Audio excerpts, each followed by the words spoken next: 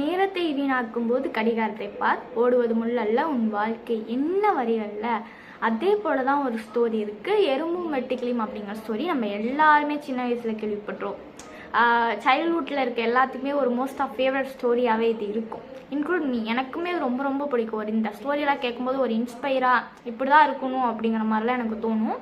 இந்த ஸ்டோரியிலேருந்து நான் என்ன கற்றுக்கிட்டேன், அப்புறம் இன்னும் 10th ஸ்டாண்டர்ட் லைஃப்லேருந்து என்ன கற்றுக்கிட்டேன் அப்படிங்கிறத அந்த ஸ்டோரி மூலிமா உங்களுக்கு சொல்லப்போகிறேன். ஓகே, நான் சின்ன வயசுலேருந்து வெட்டுக்கிளியை போல் ஜாலியாக ஆடி பாடி துருன்னு வந்துட்டு சுற்றிட்டு இருந்தேன். அதுதான் என்னோடய கேரக்டர் மாதிரி நான் சுற்றிட்டு இருந்தேன் ஜாலியாக. ஆனால் 10th போர்டு எக்ஸாம்ஸுக்கு முன்னாடி, இது 10th போர்டு எக்ஸாம்ஸ் கிட்டத்தட்ட ஒரு 2 வீக்ஸ் அந்த மாதிரி வரப்போ எனக்கு ஒரு மாதிரி புரட்டி போட ஆரம்பிச்சிச்சு. எல்லாம் பேதியில் வந்துட்டு இது பண்ணுவோம்ல அந்த மாதிரி.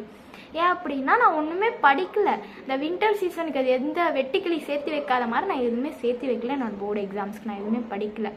அதனால எனக்கு நிறைய தாட்ஸ் வந்துட்டு உருவாக ஆரம்பிச்சிருச்சு. நார்மலாக 10th படிக்கிற ஸ்டூடெண்ட்ஸ்க்கு வந்துட்டு உருவாகல அந்த மாதிரி.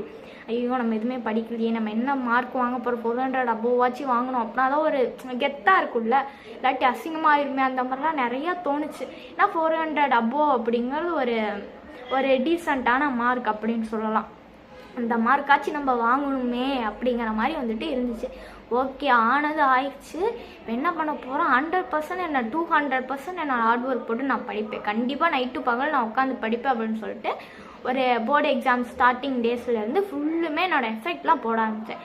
என்னை பிடிக்காத சப்ஜெக்ட் அப்படின்னா மேக்ஸ் ஒன்று தான். பிடிக்காதுன்னு இல்லை, சம்திங் சின்ன வயசு 1 to 5th வரைக்கும் எனக்கு அந்த சப்ஜெக்ட்னால் ரொம்ப ரொம்ப ரொம்ப பிடிக்கும். மேக்ஸ்னால் எங்கள் அக்காட்டெல்லாம் கேட்பேன் படிச்சுட்டு இருக்கும்போது, உங்களுக்கு ஏன் சப்ஜெக்ட் மேக்ஸ் பிடிக்க மாட்டேங்குது அப்படின்னு கேட்பேன். அவங்க வந்துட்டு சொல்லுவாங்க, ரொம்பவே கஷ்டமாக இருக்கும், நீ 11th 12th 10th வர ஆரம்பிச்சிட்டீங்கன்னா அவ்வளோதான் நீலாம் அப்படிங்கிற மாதிரி சொல்லுவாங்க.